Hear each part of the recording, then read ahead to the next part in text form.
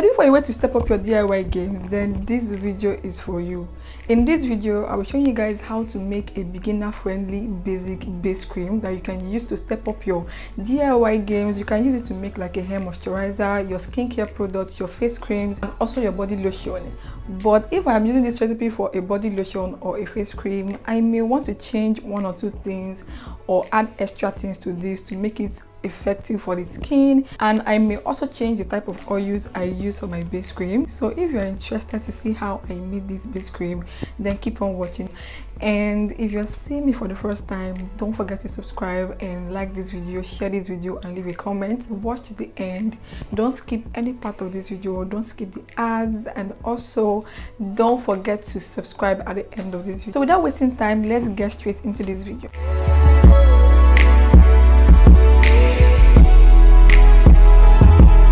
First thing I'm going to do is to measure out my ingredients, and first I'll be measuring out the water phase. Now I'm going to go ahead and measure about 100 grams of water, and I'll be adding my glycerin into the water phase.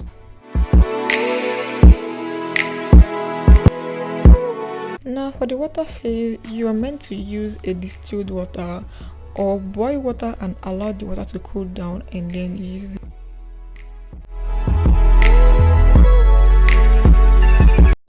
Do I have to say to keep you by my side? How to start in a liquefy? Need you here to tell me that I'll be okay.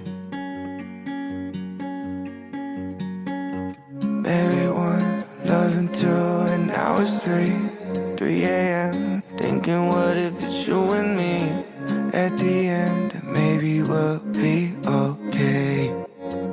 I know that you're coming back home. Know that you're coming back home. Know that you're coming back home in the morning. I know that you're coming back home. Having my own conversations, hoping you will come and save me. Know that you're coming back home in the morning. I hope that you're coming back home.